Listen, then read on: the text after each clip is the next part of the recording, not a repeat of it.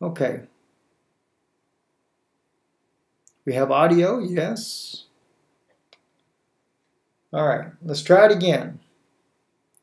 Because, wow, we don't even have video feed. What happened, boy?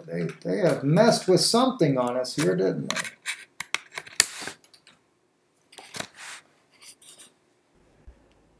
Okay. We have the video feed now.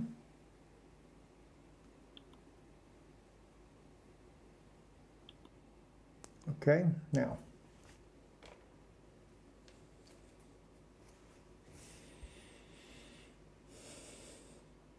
All right, we're going to give it 1 second here, guys. I think we have it working once again. Everything was working when we went on. I need to know, did you guys, when we came on a bit ago, were you guys able to see and hear what we were reporting on? Yeah, you may have an echo. I'll move microphones closer to me. Well, the echo, I think, was when I was using, one second.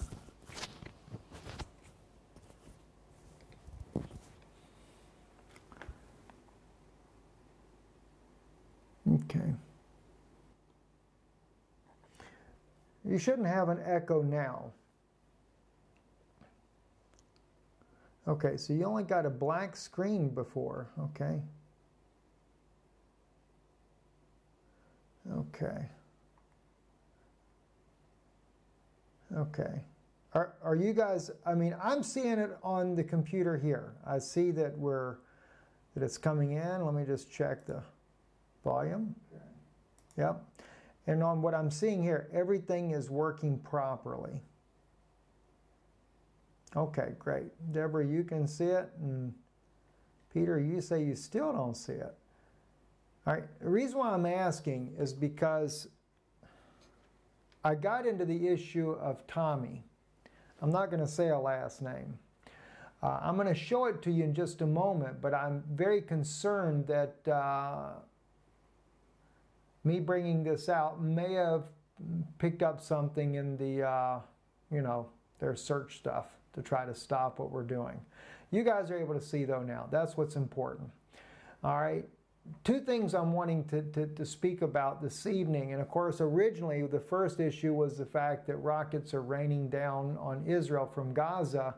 Hamas is trying to negotiate with Egypt a ceasefire. Israel says there is no ceasefire. Israel's IDF has said that over 100 rockets have been rained down inside of Israel, including one of those rockets actually landing near a child daycare center there. That was one of the big issues for Israel right there. They are striking back. And of course, Hamas is a bad organization. It's a terrorist organization. I mean, there's no way of getting around Hamas. My only issue that I had was when the whole protest began over on the border fence the first day, not after the days went on. There were several people that had been shot, wounded, that were not terrorists. I mean, I know Israel has identified many of these people as being terrorists that were shot and killed, but there are many that were not. And now Israel is passing a law that is making it illegal by 5 years imprisonment if you video or photograph Israeli soldiers. I think this is in an attempt to try to slow down the information going public, what we're seeing. Like in the case of the Gaza border fence there, and Israeli soldiers shooting Palestinians and then rejoicing. That is really bad. I mean, I know that's not every Israeli soldier would do something like this, but it brings a very bad name on the Israeli people, because the Israeli people are not like this. Regardless of what the situation is, how these things have gotten out of control, this is not what Israeli people should be like or are like. And I do feel like there's been a lot of, on both sides, incitement. I still feel like this has a lot to do with the New World Order, and I think that they're both intentionally incited. in order to bring about their movement of populations for this New World Order, to justify what they're going to do. And even when I heard that President Trump's plan may also include Egyptian governance over Gaza, then I began to wonder if the Jordanians are going to end up governing the West Bank. This could be very much what this initiative is going to be.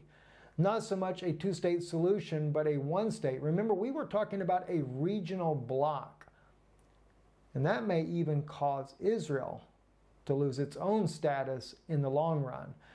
The Vatican is definitely going to get the old city of Jerusalem.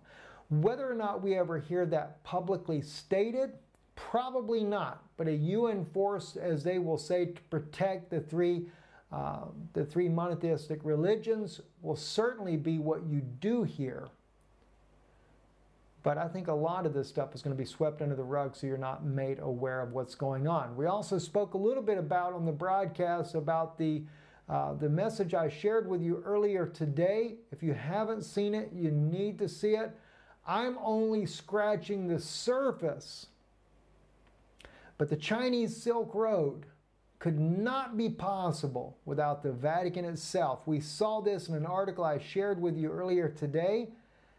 The Chinese even saying that Vatican's involvement will make this Silk Road to glow, and talked about let peace reign. It doesn't mean that the Vatican, in order to fulfill biblical prophecy that we see over in Revelation, where the earth rejoices at her destruction because she no longer is the producer of all these goods that it mentions in Revelation, that the Vatican has to produce all these goods. In fact, the United States doesn't even produce all the goods that are mentioned there.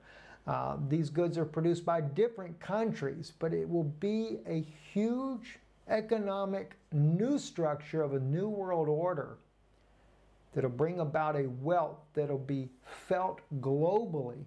And this is why there will be such weeping over the destruction of Babylon, especially when they see that they are the head of the New World Order and the economic system is basically ran by them.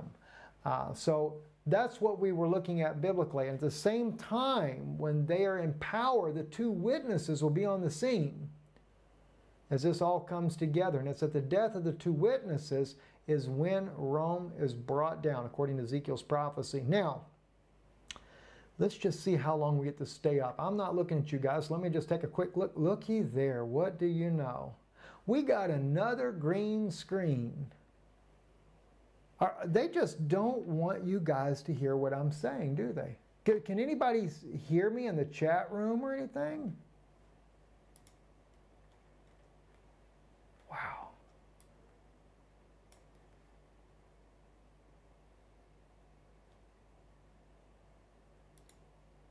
Can you see? I have a green screen. Wow, wow, wow. Yeah, okay, you at least hear. That's good. They don't want you to see. Okay, so Christine says you can see me as well. All right, well, at least you can see. You guys can see what I see. This is all we see. So it just makes me really wonder what's going on. This might be the reason why. Oh, wow, looky there. Even Tommy, gosh, boy. Tommy, what happened, man? There we go. Tommy Robinson got arrested in Great Britain. This man has been a major advocate for exposing the rape and pedophilia by the migrants that have come into Great Britain. And I have reported multiple times about the problems with the huge influx of refugees. And again, I'm not here to complain about the refugees because after all, the West is the one that have been so kind to go over there and destroy their homes throughout the Middle East, because Syria would have never been into a civil war had it not been for all these nations trying to topple Syria. Nonetheless, the refugees have flowed into Europe, some in America, but huge amounts into Western Europe and Great Britain. And as a result, some of these refugees don't come with a good intent. And of course, they have publicly stated that they would rape the women, marry among the Europeans, and bring about a Sharia law to the European Union and even that of Great Britain. Well, Tommy Robinson has been trying to expose the evils that go on in Great Britain, and now it is his arrest for just trying to cover what's going on is really sparking a lot of debates there. I want to show you a little clip of him being arrested. You won't watch this. You won't watch this. You won't watch this. You won't watch this. Can you get this up? Can you get this up? Yes. Can you get this up? Yeah. So can you explain it again? What does that mean? What does that mean? What does that mean? What does that mean? What does that mean? He's being arrested for breach of peace. And the reason being is because the Brits are afraid that the Muslim community will riot as a result of what he's doing. And but freedom of speech, very sad. Now, not only that, but according to Twitter right here on Steven Crowder's page there, Steven says here that Tommy Robinson arrested in jail for over a year for reporting on Muslim pedophile rape gangs. The UK has legally barred journalists from reporting this story. You read that right. It's illegal to report this story in the UK. That was said by Truly Orwellian. Very, very troubling. And I think this one may be one of the reasons why we lost that ability to share with you guys what's going on. I'm still just seeing a green page on your side there. I don't know if it's that or if it's the issue of Israel right now. I know that the situation in Israel has refused to go along with a ceasefire. They are pounding Hamas targets inside of Gaza tonight. They continue that. In fact, when we were going on air, it was only 53 seconds old when they were back in the air once again. And of course, 554 new results on Twitter already about what is happening there. And whether or not the missile fire will stop coming into Israel as a result, I don't know. Now they're saying over 120 of those missiles have been fired that have come in. Let's see. Yeah, the missiles are still coming in. 11 minutes ago, we had the rocket alerts going off. In Beit Shekima, Bat Hadar, Gia, and Havachim. So, yes, they are still going off. 12 minutes ago as well, 16 minutes ago, 19 minutes ago, rockets attacks of the Yad Mordechai, Nativ, and Hasarara. 19 minutes ago in Arez, Zakim, Karmia, also rockets coming down over there. This is going to definitely go into a very bad situation. I'm sure that Israel is going to go inside of Gaza as well. You know, there's one thing that I did mention that we want to keep in mind here. There is also reports coming out, and I need to share some of this with you because some of the things we've watched Israel use over in Gaza here with the protests that have been on the Gaza-Israeli border there, using these drones to drop tear gas on the crowds there. Those drones, with the way they have been equipped with the tear gas canisters, is being sold to the United States. Now that's a bit concerning for me as well, because it's even being said that they are tried and tested in Gaza because what is the U.S. getting ready for on American citizens? Think about it. I mean, that's very, very troubling, what we're hearing right now. So I don't know what their plan is. I know that Israeli police and special forces have been training over the last several years. They've been training the FEMA camps in America. They've been training, police have gone to Israel for training over there. You know, they're expecting, whether it's going to be because of disarming the nation, or what? And if they disarm the nation, of course, they're going to consider the patriots as well as The evangelical community, or the Christians, I should say, not so much evangelicals, are considered the terrorists in America. You heard that right. My wife saw that herself when she was a school teacher passing out a flyer to students of listed terrorists in the United States. And yes, Christians were listed as terrorists. So all this support that we're doing right now with President Trump and some of the things that he's doing may end up backfiring in our own backyards. I'm Stephen Ben-Nun with Israeli News Live. Very troubling, though, what Hamas is doing. Hamas, so I do believe, is a terrorist group. No doubt about that. But I'm afraid this is going to spiral into a much broader conflict. Israel also, by the way, has said that some of the projectiles that have come down have been from Iran. Don't really know how.